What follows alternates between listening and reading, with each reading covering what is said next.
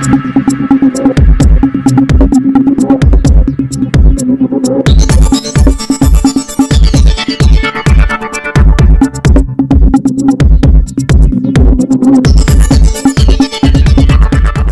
पूरे मंत्री परिषद की ओर से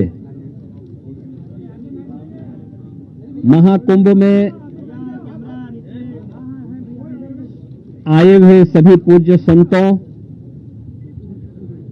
और सभी श्रद्धालुओं के साथ ही लोकतंत्र के सजग प्रहरी के रूप में आप सभी मीडिया से जुड़े हुए प्रतिनिधियों का पूरे मंत्री परिषद की ओर से हृदय से स्वागत करता हूं। महाकुंभ में पहली बार उत्तर प्रदेश का संपूर्ण मंत्री परिषद उपस्थित है। हमारे सहयोगी सभी मंत्रियों ने आज यहां पर बहुत सारे मुद्दों पर चर्चा की है।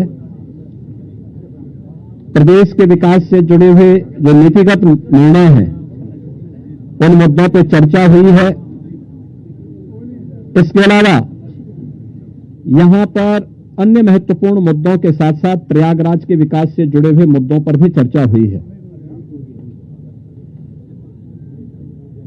इस अवसर पर जिन मुद्दों पर आज यहां चर्चा हुई है उनमें खासतौर पर प्रदेश सरकार के जो महत्वपूर्ण मामले हैं उनमें से उत्तर प्रदेश की जो एरोस्पेस और डिफेंस एंड एम्प्लॉयमेंट से संबंधित जो पॉलिसी है उस पॉलिसी 2024 ये 2018 में हमने बनाई थी, उसी पॉलिसी के 5 साल पूरे हो चुके हैं। अब उसको नए सिरे से बनाने की व्यवस्था की गई है। इस पॉलिसी को यहां पर अब हम लोगों ने बड़े निवेश को आमंत्रित करने के लिए उसमें नए इंसेंटिव की घोषणा की है। आज इस पर चर्चा हुई है। एफडीआई के अंतर्गत और फॉर्च्यून 500 में जो निवेश प्रदेश में हुआ है उस निवेश के अंतर्गत इंसेंटिव वितरण करने की व्यवस्था और उसको उतनी प्रतिपूर्ति शासन यूपी सीडा को कर रहा है और सीडा ने यूपी सीडा उसके माध्यम से करेगा। कुछ नए निवेश के प्रस्ताव यहां पर आए हैं जिन्हें लेटर ऑफ इंटेंट यहां पे आज जारी हो रहे हैं। इनमें एक मिर्जापुर का है, 10,000 करोड़ रुपए से अधिक का निवेश का है, एक मुरादाबाद का है और अन्य 2 प्रस्ताव जिन पर आज यहां पर लेटर ऑफ इंटेंट के बारे में चर्चा हुई है। युवाओं को स्मार्टफोन और टैबलेट उपलब्ध कराने की भी स्कीम को यहां पे व्यवस्था दी गई है और यह युद्ध स्तर पर अगले कुछ समय के लिए सरकार ने इसके लिए धनराशि की व्यवस्था की। इसको हम उस कार्यक्रम की भी चर्चा हुई है। बलरामपुर में सरदार अटल बिहारी वाजपेयी जी की कर्म भूमि रही है। उन्हीं के नाम पर जो केजीएमयू का सैटेलाइट सेंटर था उसे मेडिकल कॉलेज के रूप में स्थापित करने और मेडिकल कॉलेज में नेक्स्ट सेशन में उसको संचालित करने का निर्णय लिया गया है। इसके अलावा पीपीपी मोड पर 3 नए जनपदों में मेडिकल कॉलेज के निर्माण की कार्रवाई है, जिनमें बागपत, हाथरस और कासगंज इन 3 जनपदों में नए मेडिकल कॉलेज निर्माण की सहमति पर भी आज यहां पर सरकार ने अपना वो किया है। टाटा टेक्नोलॉजीज के साथ में मिलकर के प्रदेश के अंदर 62 आईटीआई को 5 centre of invention and incubation and training centre की स्थापना के बारे में भी एक नए प्रस्ताव को, जो एक प्रकार का हब एंड स्पोक मॉडल होगा और मॉडर्न एज कोर्सेज के साथ उत्तर प्रदेश के युवाओं को जोड़ने के लिए कार्यक्रम के साथ सहमति भी आज मंत्री परिषद ने यहां पर इस प्रस्ताव को भी दिया है। इसके अलावा प्रदेश के अंदर एक अभियोजन डायरेक्टरेट की घोषणा की भी व्यवस्था मंत्री परिषद ने उसको अपनी सहमति दी है और प्रयागराज, वाराणसी और आगरा ये जो म्युनिसिपल कॉरपोरेशन है हमारे, इन 3 महत्वपूर्ण म्युनिसिपल कॉरपोरेशन में तीनों के बॉन्ड जारी होंगे। अब तक हमने लखनऊ और गाजियाबाद के बॉन्ड जारी किए थे जिसके बहुत अच्छे रिजल्ट सामने आए हैं। यह म्युनिसिपल कॉरपोरेशन के ब्रांडिंग करने का, उसके विकास को आगे बढ़ाने का एक महत्वपूर्ण माध्यम होता है और एक नई दृष्टि मिलती है और एक पहचान मिलती है संबंधित कॉरपोरेशन को। यहां पर आप प्रयागराज के महत्व को आप देख रहे हैं। वैश्विक मंच पर इस समय हमारा प्रयागराज छाता हुआ दिखाई दे रहा है। जिस श्रद्धा के साथ पिछले एक सप्ताह के अंदर 9.25 करोड़ से अधिक श्रद्धालुओं ने संगम में आकर के पावन स्नान का आनंद लिया है, अनुभूति की है, वह यानी अविस्मरणीय है, अकल्पनीय है। तो प्रयागराज म्युनिसिपल कॉरपोरेशन प्रयागराज के लिए एक सुपर स्पेशलिटी हॉस्पिटल के लिए एक बॉन्ड जारी करने जा रहा है। ऐसे ही आगरा के लिए एक बॉन्ड जारी होने जा रहा है।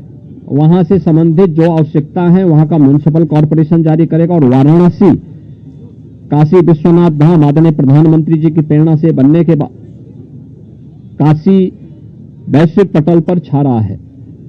तो स्वाभाविक रूप से 3 म्युनिसिपल कॉरपोरेशन के बॉन्ड जारी करने की कार्रवाई को भी यहां पर आज घोषणा के साथ हम लोगों ने इसको जोड़ा है। मित्रों, प्रयागराज के इस महाकुंभ को ध्यान में रख करके और प्रयागराज के साथ साथ इस पूरे क्षेत्र का एक सस्टेनेबल डेवलपमेंट के कार्यक्रम के साथ जोड़ने की कार्रवाई आदरणीय प्रधानमंत्री जी की प्रेरणा से इसको आगे बढ़ाने के लिए सरकार ने तय किया है कि इसको लेकर के हम लोग जो आदरणीय प्रधानमंत्री जी का विजन है, जैसे लखनऊ में हम लोगों ने स्टेट कैपिटल रीजन लखनऊ और उसके आसपास के जनपदों को मिलाकर के एक डेवलपमेंट का प्लान बनाया है, ऐसे ही प्रयागराज और चित्रकूट को मिलाकर के एक डेवलपमेंट रीजन यहां पे हम डेवलप करेंगे। इसके लिए इंफ्रास्ट्रक्चर के लिए जो महत्वपूर्ण होगा वह एक गंगा एक्सप्रेसवे का एक्सटेंशन हम लोग देंगे। गंगा एक्सप्रेसवे प्रयागराज से मिर्जापुर से भदोई होते हुए संत रविदास नगर होते हुए यह काशी, चंदौली और गाजीपुर में पूर्वांचल एक्सप्रेसवे के साथ जुड़ेगा। इसके अलावा वाराणसी और चंदौली से यही एक्सप्रेसवे सोनभद्र को जोड़ते हुए नेशनल हाईवे के साथ जुड़ेगा। तो यह इंफ्रास्ट्रक्चर की दृष्टि से जैसे प्रयागराज में प्रयागराज चित्रकूट डेवलपमेंट रीजन यहां पे हम लोग तैयार करने जा रहे हैं, वैसे ही वाराणसी में भी वाराणसी बिंद एक डेवलपमेंट रीजन वहां पे भी डेवलप करने की कार्रवाई पर नीति आयोग के साथ मिलकर के इस कार्यक्रम को तेजी के साथ आगे बढ़ाया जा रहा है। तो ये डेवलपमेंट के वे रीजन होंगे जो वास्तव में यहां की न केवल पर्यटन की दृष्टि से बल्कि आर्थिक उन्नयन में और यहां पे रोजगार सृजन में बड़ी भूमिका का निर्वहन करेंगे। उस प्रकार का इंफ्रास्ट्रक्चर की दृष्टि से एक्सप्रेसवे एक तो ये एक्सटेंशन हम लोग इसको करने जा रहे हैं जो प्रयागराज बिंद और काशी एक्सप्रेसवे के रूप में इसे हम लोग जानेंगे। दूसरा है चित्रकूट और प्रयागराज के गंगा एक्सप्रेसवे को जोड़ने के लिए बुंदेलखंड एक्सप्रेसवे को गंगा एक्सप्रेसवे के साथ यहां पर भी जोड़ने की एक कार्रवाई को आगे बढ़ाना, जो चित्रकूट की दूरी को प्रयागराज के साथ जोड़ सके और रीवा हाईवे जो नेशनल हाईवे है, इस हाईवे को भी एक सुविधा इस एक्सप्रेसवे के साथ, गंगा एक्सप्रेसवे के साथ या फिर बुंदेलखंड एक्सप्रेसवे के साथ जोड़ने का एक अवसर प्राप्त होगा। तो ये दो महत्वपूर्ण के साथ साथ प्रयागराज की अपनी आंतरिक चैलेंजेज हैं, ट्रैफिक के चैलेंजेज हैं और इसमें हम लोगों ने अभी से यहां पर पहले आदरणीय प्रधानमंत्री जी की प्रेरणा से भारत सरकार के राष्ट्रीय राजमार्ग विभाग ने लखनऊ रायबरेली होते हुए प्रयागराज की दूरी को बहुत आसान किया है, जिसमें गंगा नदी पे एक 6 लेन का ब्रिज भी बन रहा है। इस समय हमने उसकी एक व्यवस्था स्टील ब्रिज दिया है इस पूरे महाकुंभ के दौरान, जो प्रॉपर रूप से कार्य कर रहा है, लेकिन वह नया ब्रिज भी समय रहते हुए कंप्लीट हो जाएगा। ऐसे ही अन्य कनेक्टिविटी के लिए यहां से मिर्जापुर, जौनपुर, वाराणसी, आजमगढ़, गोरखपुर की कनेक्टिविटी को बनाए रखने के लिए यहां पर जो मांग हो रही थी, प्रयागराज शहर की तरफ से सलौरी और हेतापट्टी के बीच में, झूसी के बीच में इस पूरे ब्रिज को बनाने की एक कार्रवाई को, 4 लेन के एक ब्रिज को सरकार इसको बनाएगी। दूसरा, रीवा की तरफ से और जो आपके अरेल की ओर से जो यहां पे प्रेशर है यमुना जी के ब्रिज पे, सिग्नेचर ब्रिज आज से 20 साल पहले बनकर के तैयार हुआ था। आज यहां पर उसकी दृष्टि से बहुत महत्वपूर्ण आवश्यकता यहां पर है कि उसके पैरेलल एक नया ब्रिज बने।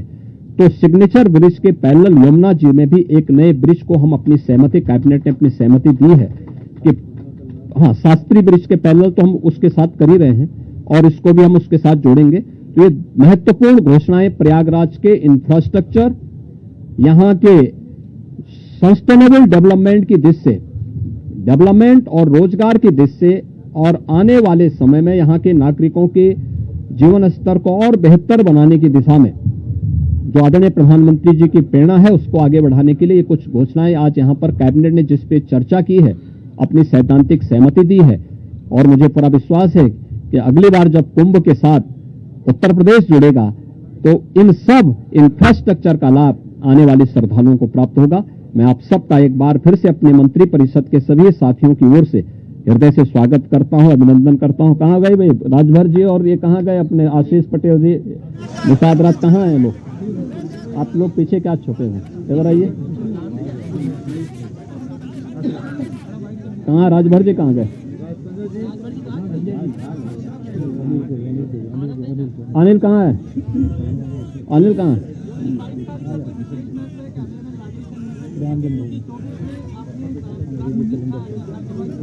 हाँ, तो इसीलिए तो यहाँ पे ये प्रभु की ही कृपा है। प्रभु आज ही के दिन 500 वर्षों के बाद अयोध्या में विराजमान हुए थे और आज पहली बार उत्तर प्रदेश का पूरा मंत्री